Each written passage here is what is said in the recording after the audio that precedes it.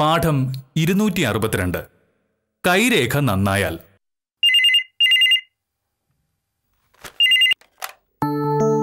Hello, അതെ. നമസ്കാരം sir. ഓർമ്മയുണ്ട് സാർ.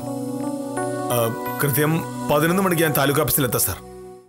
ഉവ്വ് സാർ, വൈകില്ല. ശരി. രാവിലെ തഹസിൽദാരാണ് വിളിച്ചതെന്ന് തോന്നുന്നു. ആണെങ്കിൽ ഒന്നുമില്ല, സംസാരത്തിലെ ആ മര്യാദയും ഭവ്യതയും കണ്ടപ്പോൾ മനസ്സിലായി. മോഹനേട്ടൻ ഈ ലോകത്ത് ആരോടേലും മര്യാദയ്ക്ക് സംസാരിച്ചാൽ അതൊന്നെങ്കിൽ തഹസിൽദാരായിരിക്കും, അല്ലെങ്കിൽ ജില്ലാ കളക്ടർ ആയിരിക്കും. റവന്യൂ മന്ത്രി ആയാലും ഞാൻ ഭവ്യതയോടെ സംസാരിക്കും.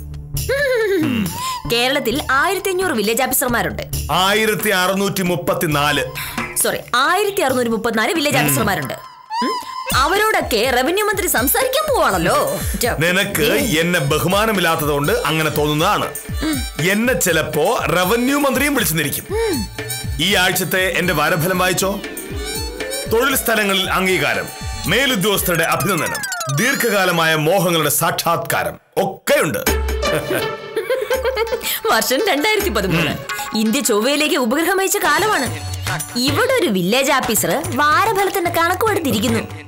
എന്റെ മോഹനടി, ഇതൊക്കെ തട്ടിപ്പാണ് എന്ന് നിനക്ക് പറയാം. പക്ഷേ ജ്യോത്സ്യം, കൈനോട്ടം, മഷിനോട്ടം എന്നൊക്കെ പറയുന്നത് ഒരു ശാസ്ത്രമാണ്. ഈ പത്രത്തിലെ വാരഫലത്തിൽ വന്നതൊക്കെ എന്റെ കാര്യത്തിൽ വളരെ ശരിയാണ്. ചിലതൊക്കെ ആരുടെ കാര്യത്തിൽ ശരിയാവും. അത് വെറും മൂഹമാണ്. കണ്ണടച്ച് മാവിലെറിഞ്ഞാലും ഒരു മാങ്ങയൊക്കെ വീണെന്നിരിക്കില്ലേ? അത്രേ ഉള്ളൂ. അത്ര അല്ല ഉള്ളത്. പിന്നെ ഇപ്പൊ തന്നെ നീ ഒരു കാര്യം ആലോചിച്ച് നോക്ക്. മേലുദ്യോഗസ്ഥന്റെ അഭിനന്ദനം എന്ന് വാരഫലത്തിൽ എഴുതിയിരിക്കുന്നു. തൊട്ടു പിന്നാലെ തഹസിൽദാർ എന്നെ വിളിച്ചിട്ട് കാണണം എന്ന് പറയുന്നു. എന്താ ഇതിനർത്ഥം? തഹസിൽദാർ വില്ലേജ് ഓഫീസറെ വിളിച്ച് കാണണമെന്ന് പറഞ്ഞാൽ അതിനൊരർത്ഥമേ ഉള്ളൂ. അങ്ങേർക്കെന്തോ ഔദ്യോഗിക കാര്യം സംസാരിക്കണമെന്ന്. അതും വാരഫലവും തമ്മിൽ ഒരു ബന്ധവും ഇല്ല. അത് പറഞ്ഞാ നിനക്ക് മനസ്സിലാവില്ല. കാരണം നീ ഇന്ത്യൻ ഭരണഘടനയും ശിക്ഷാ നിയമവും മാത്രം വായിക്കുകയും പഠിക്കുകയും ചെയ്തിട്ടുള്ള വെറും ഒരു സാധാരണ വക്കോല.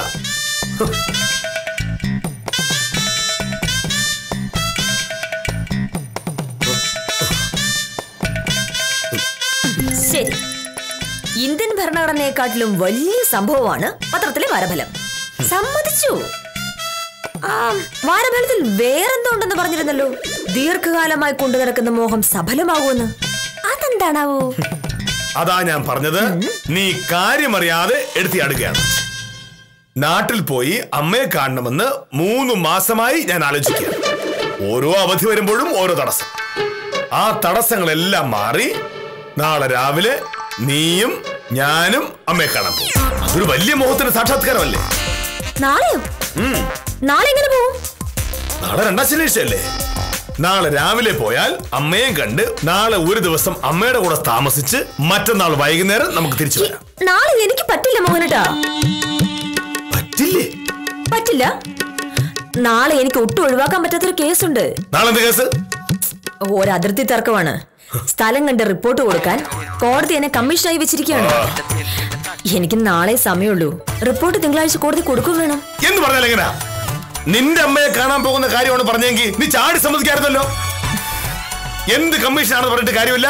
നാളെ അമ്മയെ കാണാൻ പോയേ പറ്റൂ. മോഹനേട്ടാ, അതങ്ങനെ മാറ്റി വെക്കാൻ പറ്റുന്ന കാര്യമല്ല. അമ്മയെ കാണാൻ പോകുന്ന പരിപാടി ഉണ്ടായിരുന്നെങ്കിൽ മോഹനേട്ടൻ നേരത്തെ പറയണമായിരുന്നു. എങ്ങനെ പറയാൻ പറ്റും? വേറെ തിരക്കൊന്നുമില്ല എന്ന് ഉറപ്പാക്കിയിട്ടല്ലേ പറയാൻ പറ്റൂ. അതായത് മോഹനേട്ടന് വേറെ തിരക്കൊന്നുമില്ല എന്ന് ഉറപ്പിച്ചിട്ട് എനിക്ക് തിരക്കുണ്ടോ വേറെ ജോലിയുണ്ടോ എന്നൊന്നും അന്വേഷിക്കേണ്ട കാര്യമില്ല എന്ന്. അതെവിടുത്തെ ന്യായമാണ്? എന്റെ കാര്യങ്ങൾ എനിക്ക് മാറ്റി വെക്കാൻ പറ്റില്ല മോഹനേട്ടാ. ഞാൻ വരില്ല. അത്രയ്ക്ക് നിർബന്ധമാണെങ്കിൽ മോഹനേട്ടൻ ഒറ്റയ്ക്ക് പോകും. നീ വരില്ലെന്ന് പറഞ്ഞാലോ? 3 മാസം കൂടി അമ്മയെ കാണാൻ പോകുന്നത് ഞാൻ ഒറ്റയ്ക്കോ? മോഹനേഷാ, ഭാമ എവിടെ എന്ന് അമ്മ വെച്ച് ഞാൻ എന്ത് പറയും? എന്തു പറയുമെന്നത് മോഹനേട്ടന്റെ പ്രശ്നമാണ്. മോഹനേട്ടാ, ഞാനും മോഹനേട്ടനെ പോലെ തിരക്കുള്ള ഒരാളാണ്. രണ്ടുപേരും കൂടി ചെയ്യേണ്ട ഒരു കാര്യം തീരുമാനിക്കുമ്പോ പരസ്പരം ചോദിച്ചിട്ട് വേണം തീരുമാനിക്കാൻ. അല്ലാതെ മോഹനേട്ടന്റെ സൗകര്യം മാത്രം നോക്കിയിട്ടുണ്ടെങ്കിൽ ഞാൻ എന്ത് ചെയ്യാനാണ്? ഞാൻ വരില്ല. വരില്ലെന്ന് പറഞ്ഞാൽ എങ്ങനെയാ? വരില്ല എന്ന് പറഞ്ഞാൽ വരില്ല എന്നാണ്. പക്ഷെ ഇന്നലെ വിളിച്ചപ്പോ ഞാൻ അമ്മയോട് സൂചിപ്പിച്ചു മിക്കവാറും വരുമെന്ന്. മിക്കവാറും എന്നല്ലേ പറഞ്ഞുള്ളൂ. സാരമില്ല, എന്തായാലും എന്റെ ജോലി എനിക്ക് മാറ്റിവെക്കാൻ പറ്റില്ല.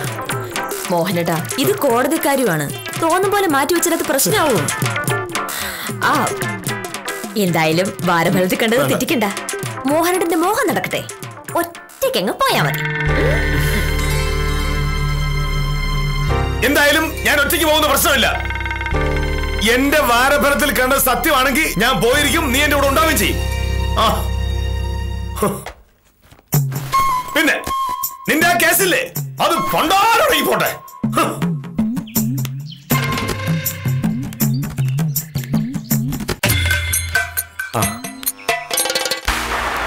നമസ്കാരം സാർ. നമസ്കാരം. സാറിന്റെ മുഖം കണ്ടാൽ അറിയാം നല്ല ഐശ്വര്യമുള്ള ആളാണെന്ന്. ഒരു 10 മിനിറ്റ് സമയം എനിക്ക് തന്ന സാറിന്റെ ഭാവിയും ഭൂതവും വർത്തമാനവും ഒക്കെ പറയാം സാറേ. മുഖലക്ഷണത്തിൽ എനിക്ക് വിശ്വാസമുണ്ട്. പക്ഷേ ഇപ്പോ എനിക്ക് തീരെ സമയമില്ല. അതുകൊണ്ട് ഇനി ഒരു ദിവസം സൗകര്യം പോലെ വരും. സാറിന് 11:30 താലൂക്ക് ഓഫീസിൽ എത്തണമെന്ന് എനിക്കറിയാം. പക്ഷെ എനിക്ക് 15 മിനിറ്റ് മതി സാറേ. എനിക്ക് താലൂക്ക് ഓഫീസിൽ പോകണമെന്ന് താങ്കൾക്ക് എങ്ങനെ അറിയാം? അതല്ലേ സാറേ മുഖലക്ഷണ ശാസ്ത്രത്തിന്റെ ഒരു സത്യം. മുഖലക്ഷണം മാത്രമല്ല, ഹസ്തരേഖാ ശാസ്ത്രവും അറിയാം. സാറാ കയ്യൊന്ന് കാണിക്കൂ. കാണിക്കൂ സാറേ. ഈശ്വര, എന്താ ഇതെന്തൊരു കയ്യാ! ഇത്രയും ആറ്റിത്തുള്ള ഒരു കൈ ഞാൻ കണ്ടിട്ടേ ഇല്ല. സാറേ, ഈ കൈ നോക്കുന്നതിന് സാർ 1 രൂപ പോലും തന്നില്ലേലും വേണ്ടില്ല. പക്ഷെ ഈ കൈ ഞാൻ നോക്കും.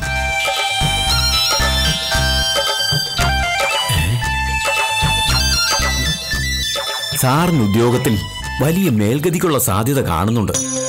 കുറഞ്ഞ പക്ഷം ജില്ലാ കളക്ടറെങ്കിലും ആയിട്ട് സാറ് റിട്ടയർ ചെയ്തു. ഞാനും അത് പ്രതീക്ഷിച്ചു.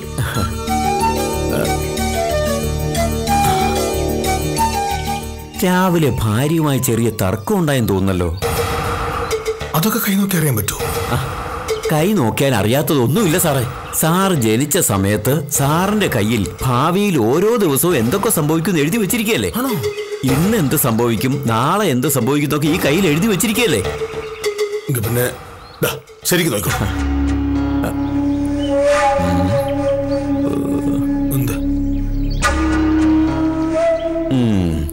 സാറിന്റെ മനസ്സിൽ എന്തോ ഒരു മോഹം തളം കെട്ടി കിടപ്പുണ്ട്. നാട്ടിൽ പോയി അമ്മയെ കാണണമെന്ന് 3 മാസമായി ഞാൻ ആലോചിക്കുക. ഓരോ അവധി വരുമ്പോഴും ഓരോ തടസ്സം. ആ തടസ്സങ്ങളെല്ലാം മാറി നാളെ രാവിലെ നീയും ഞാനും അമ്മയെ കാണാൻ പോകും. അതൊരു വലിയ മോഹത്തിന്റെ സാക്ഷാത്കാരമല്ലേ? ആ മോഹം വളരെ എളുപ്പത്തിൽ സാധിക്കാമെന്നാ. പക്ഷെ അതിനെന്തോ തടസ്സമുണ്ട്. തടസ്സമുണ്ടോന്ന് ചോദിച്ചാ തടസ്സമുണ്ട് സാറേ. ഇല്ലെന്ന് സാറേ എന്റെ മുഖത്ത് നോക്കി പറയരുത്. നാളെ എനിക്ക് പറ്റില്ല മോഹനേട്ടാ. പറ്റില്ലേ? പറ്റില്ല. നാളെ എനിക്ക് ഒട്ടും ഒഴിവാക്കാൻ പറ്റാത്തൊരു കേസുണ്ട്.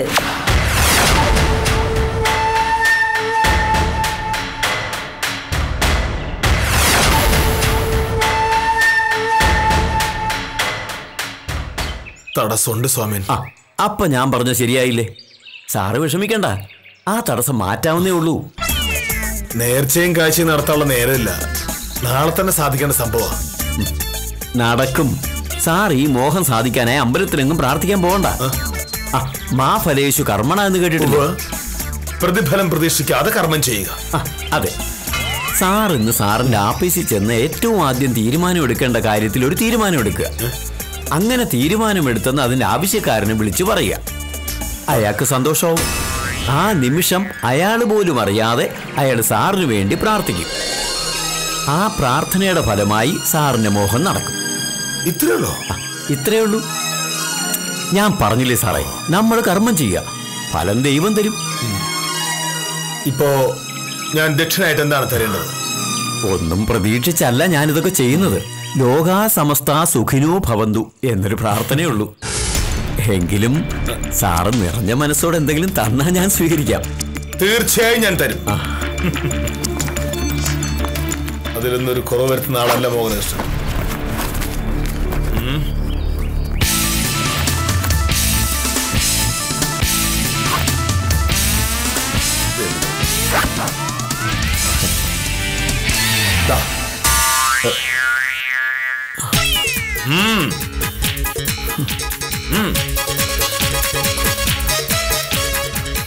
വരട്ടെ.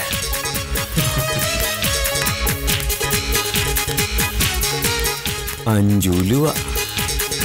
ശിശുപാലൻ പറഞ്ഞപ്പോ ഇയാൾ ഇത്ര നക്കിയാണെന്ന് ഞാൻ അറിഞ്ഞില്ല. വിശംബര എന്തു പറഞ്ഞു? എന്തു പറയാൻ, ഞാൻ പറഞ്ഞതൊക്കെ വിശ്വസിച്ച് പോയിട്ടുണ്ട്. ബാക്കി ഞാൻ നോക്കിക്കോളാം. നിനക്ക് തരാന്ന് പറഞ്ഞ 500 രൂപ. അല്ല ശിശുപാല, ഇതെന്താ സംഭവം? അങ്ങേര് ശരിയാക്കാതെ മാറ്റിവെച്ച ഒരു പോക്കുവരവിന്റെ കേസാ. ഇന്നത്തെ ഫയൽ എടുക്കുമ്പോൾ അത് മുകളിൽ വെച്ചങ്ങ് കൊടുക്കും. ആഗ്രഹം സാധിക്കണമെങ്കിൽ അത് ഒപ്പിട്ടല്ലേ പറ്റൂ. പക്ഷേ നടക്കൂ. കാര്യം പറഞ്ഞാൽ വലിയ പുലിയാ, പക്ഷേ കൈനോട്ടത്തിലും മഷിത്തോട്ടത്തിലൊക്കെ സാറിന് വലിയ വിശ്വാസമാണ്. ഈ പോക്കുവരവ് ശരിയായാലേ എനിക്ക് തിരക്കില്ലാത്തൊരു തുക കിട്ടും. വരട്ടെ.